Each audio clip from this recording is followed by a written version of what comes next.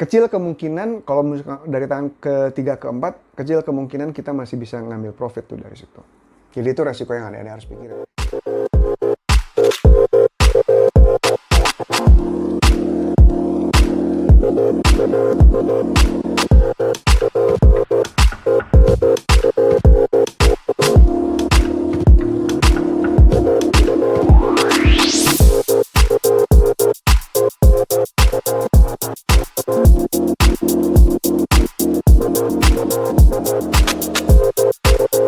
Jadi beberapa waktu yang lalu, ini ada pertanyaan menarik. Untuk apartemen, apakah ada downside kalau beli apartemen yang sudah lama?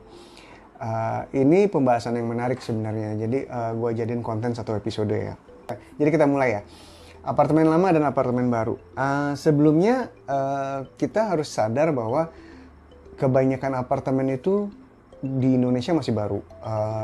Jadi gede-gede apartemen paling tua di Indonesia itu dibikin tahun 78. Itu apartemen Jayakarta. Nanti di search aja deh apartemen Jayakarta tuh di mana. Nah, itu tahun 78. Nah, tapi kemudian apartemen itu baru besar-besaran dibikin di Indonesia itu tahun 90-an. Oke. Dan yang paling terkenal itu Rasuna Said. Dan ada tuh satu apartemen di dekat kuburan sebelum Kokas tuh apa gitu lupa namanya gua. Itu juga lumayan lama dan itu dibangun di tahun 90-an. Nah, sekarang pertanyaannya adalah ini apartemen-apartemen yang dibangun tahun 90-an ini kan umurnya sekarang udah 30 tahun kan. Nah, gimana nih masih layak dibeli nggak gitu kan? Apakah masih worth buying? So, gue bikin perbandingannya. Ya, nah ini dia apartemen tua sama apartemen baru. Kalau adik-adik mau ngebandingin antara apartemen tua dan apartemen baru, ini minimal 5 aspek yang harus dibandingin. Oke. Pertama adalah definisi luas yang berbeda-beda. Maksudnya gimana? Maksudnya gini. Jadi gue udah cukup lama nih jadi pengamat apartemen ya, dan gue menemukan sesuatu yang menarik. Makin kesini, definisi luas apartemen itu semakin kecil. Jadi gini, apartemen yang dibangun di tahun 90-an sampai tahun 2000, ya, apartemen yang dibangun di rentang waktu 10 tahun itu tuh gini, satu apartemen dengan 3 bedroom itu luasnya antara 100 sampai 130 meter persegi. Luas banget, asli, itu luas banget. Masih luas ini ketimbang rumah yang lu beli di pinggir kota, jujur aja. Nah, tapi ketika lu masuk ke tahun 2000 sampai 2010, apartemen-apartemen yang dibangun di tahun 2000 sampai 2010 memiliki definisi luas yang lebih kecil. Jadi apartemen 3 kamar itu luasnya antara 70 sampai 80 meter persegi. Beda ya, gila, itu jauh banget, itu penurunan sekitar 30% sih sebenarnya. Nah, lepas dari tahun 2010, gue udah nggak terlalu merhatiin apartemen lagi, jujur aja, perkembangannya. Tapi satu hal yang gue notice adalah apartemen yang dibangun dari tahun 2010 sampai 2020 sampai sekarang nih, itu definisinya lebih kecil dari 70 meter persegi untuk 3 bedroom. Apalagi untuk 2 bedroom dan apalagi untuk 1 bedroom ya makin kecil lagi. Jadi kalau misalnya adik-adik mau ngebandingin antara apartemen tua dan apartemen baru, luas ini sangat-sangat harus diperhitungkan. Jadi kalau misalnya beli apartemen tua dengan harga yang sama, adik-adik akan mendapatkan apartemen yang lebih luas. Dan ini penting, ini sangat penting. Kenapa? Karena dengan mendapatkan apartemen yang luas, adik-adik bisa tumbuh keluarganya. Jadi punya anak 1 nggak masalah, punya anak 2 nggak masalah gitu. Bahkan sampai punya anak 3. Punya anak 3 tuh dengan luas 100 sampai 130 meter persegi itu udah oke banget gitu. Cukup sekali gitu untuk membina keluarga yang isinya 5 anggota keluarga. Gitu. Oke. Nah, kalau misalnya beli apartemen baru dengan harga yang sama, dapatnya sempit banget. Jadi saat keluarga adik-adik tumbuh nanti gitu ya, kemungkinan besar adik-adik harus menyiapkan dana lagi untuk membeli rumah ketiga. Gitu. Nah, itu perbandingannya. Oke. Nah, hal kedua yang adik-adik harus pikirin adalah value for money jika adik-adik menempatkan diri sebagai buyer. Maksudnya value for money itu gimana? Maksudnya gini, contoh ya, gue udah cek di market.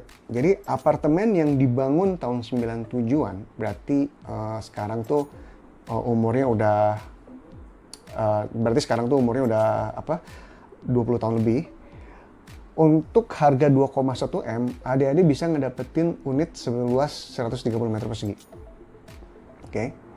Harga nominalnya mahal, tapi rupiah per meter perseginya sangat murah, cuma 16 juta per meter persegi.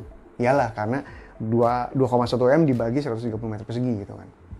Nah, kemudian gue ngecek lagi, apartemen yang dibangun tahun 2006, itu kita bisa ngedapetin ada apartemen 3 bedroom 1,9 M. Tapi luasnya hanya 75 meter persegi. Jadi rupiah per meter perseginya itu 26 juta per meter persegi. Nah, semakin baru apartemen itu, rupiah per meter perseginya itu semakin jelek gitu. Jadi lagi-lagi ini gue merahin nih apartemen barunya. Ya, di sini mereka kalah nih. Jadi lebih menang apartemen tua. Oke. Ketiga, faktor yang adik-adik harus pikirin adalah lokasi. Oke. Nah, apartemen tua itu cenderung strategis. Iyalah, dia dibangun di tahun 97, dia dibangun di tahun 2006, di saat belum banyak pembangunan gitu ya. Jadi, dia menang di lokasi, benar-benar strategis gitu. Sedangkan apartemen baru dibangun dengan kecenderungan seadanya lahan. Tapi jujur aja masih memberikan penghematan yang lebih besar ketimbang adik-adik mengeluarkan dana yang sama untuk beli rumah di kota satelit gitu. Oke. Jadi ini dua-duanya gue itemin. Kenapa? Karena mau baik apartemen tua maupun apartemen baru, lokasinya masih sama-sama oke, relatif di tengah kota. Dan karena di tengah kota, adik-adik nggak keluar banyak untuk biaya transport. Keempat adalah fasilitas. Jadi adik-adik harus ngebandingin antara fasilitas di apartemen tua dan fasilitas di apartemen baru. Kalau untuk apartemen tua, sepengamatan gua, beberapa fasilitas itu fasilitas mereka jadul sih. Lumayan udah kelihatan lah ini udah beda zaman gitu. Tapi jujur aja ya, di beberapa apartemen lain, dan ini tergantung developernya sih, jadi kita belinya juga untung-untungan gitu ya. Bener-bener ini udah bukan faktor tua atau baru, ini faktor developer sebenarnya. Jadi beberapa apartemen itu gue lihat meskipun dia tua, dia dibangun dengan fasilitas, dia dibangun dengan kualitas yang prima. Jadi meskipun terlihat jadul, masih usable gitu, masih bisa dipakai, masih oke lah. Nah, sedangkan apartemen baru tuh ya mereka menang di umur ya, baru dan keren gitu, dan up to date lah, lebih ke milenial gitu. Kualitas ya nggak tahu juga ya, tergantung developernya. Ada beberapa apartemen tuh yang karena lahannya sangat-sangat terbatas, fasilitasnya tuh agak-agak seadanya sih sebenarnya. Gitu. Adik-adik harus mikirin gini juga. Apartemen-apartemen tua itu kebanyakan mereka masih cukup ada lahan untuk bangun tenis court sama jogging track. Apartemen-apartemen baru itu saking mahalnya lahan, mereka nggak ada tenis court mereka nggak ada tuh function room, common room gitu, dan apalagi jogging track nggak ada. Apartemen-apartemen tua ada tuh. Kelima yang adik-adik harus pikirin adalah reseller opportunity. Maksudnya reseller opportunity itu apa? Jadi gini, ini apartemen tua, umurnya udah 25 atau 30 tahun, lu beli sekarang. Oke, lu beli sekarang, dan jika lu ingin menjualnya 20 tahun lagi, prospeknya gimana? Nah, itu reseller opportunity. Nah, jujur aja kalau misalnya apartemen tua tuh gini ceritanya. Di tahun 90-an itu, developer udah jual ke pembeli. Nah, ini tangan pertama, ini tangan kedua. Ya. Pembeli udah tinggal di situ selama 20-30 tahun. Dan tahun ini, adik-adik akan beli. Jadi adik-adik adalah tangan ketiga malah. Adik-adik belinya dari pasar second, dan adik-adik menjadi tangan ketiga. Nah, pertanyaannya adalah, 20 tahun lagi, jika kita menjual dari tangan ketiga ke tangan keempat, apakah harganya akan naik atau akan stagnan? Jujur di saat ini yang kita lihat itu harganya kalau nggak stagnan turun apartemen tua tuh. Gue belajar first hand ini dari temen gue. Jadi temen gue beli apartemen yang usianya udah 20 tahun. 3 tahun yang lalu temen gue beli apartemen yang usianya udah 20 tahun di 2,3 M. Gede sih, keren banget lah pokoknya. Tapi begitu dia mau jual, tahun ini dia mau jual, itu dia jual 2,1 pun nggak laku. Pra-Covid. Setelah COVID lebih gila lagi harganya. Jadi seperti itu. Kecil kemungkinan kalau dari tangan ketiga ke empat, kecil kemungkinan kita masih bisa ngambil profit tuh dari situ. Jadi itu resiko yang adik-adik harus pikirin. Nah, kalau misalnya adik-adik hari ini beli apartemen baru, maksudnya apartemen baru tuh benar-benar dari developer langsung adik-adik beli gitu ya, tangan pertama. Dalam beberapa tahun ke depan jika adik-adik ingin jual, masih ada kemungkinan profitnya. Gitu.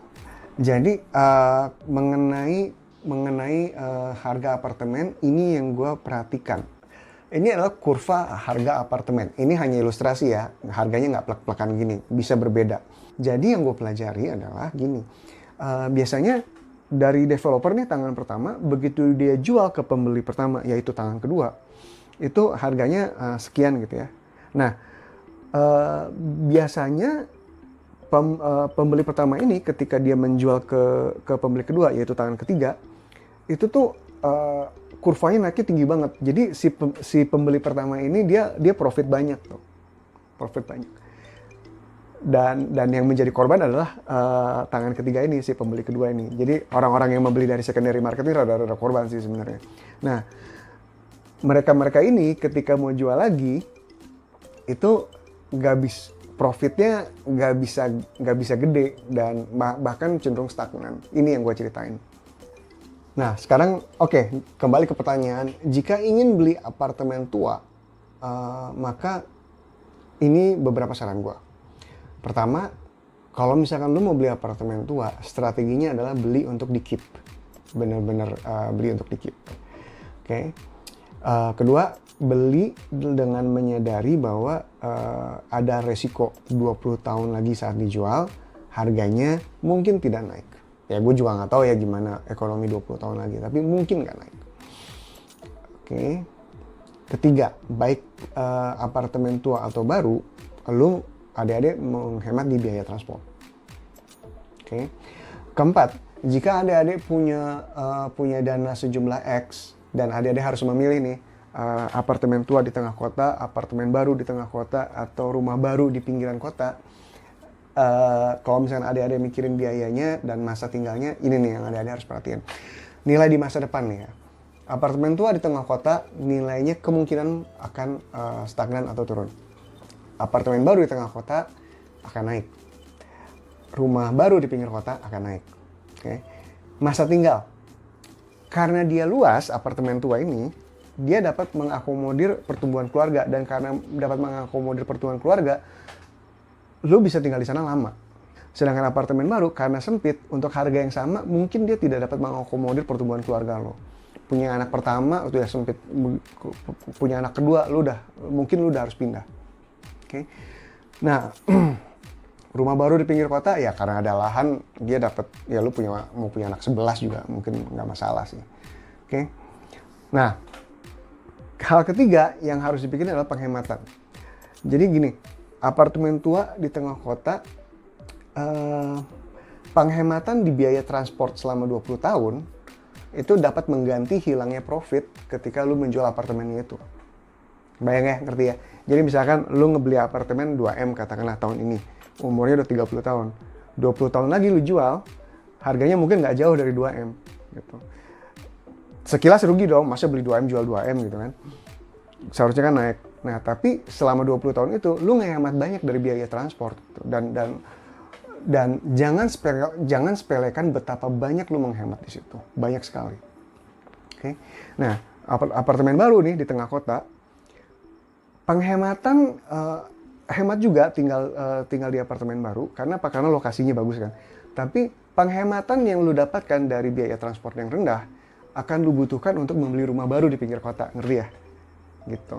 Nah, terakhir, kalau lu beli rumah baru di pinggir kota, jujur aja income lu akan terbakar oleh uang transport. Itu asli uang hilang. Gitu. Segini aja ulasannya. Semoga ini ngebantu adik-adik dalam mengambil keputusan finansial yang terbaik dalam mencari rumah pertama adik-adik. Oke? Jangan lupa klik like, subscribe, dan notification. Dan tolong tinggalin komen kalau ada pertanyaan. Nanti insya Allah gue akan bisa jawab. Oke? Sampai ketemu di episode berikutnya. Assalamualaikum warahmatullahi wabarakatuh.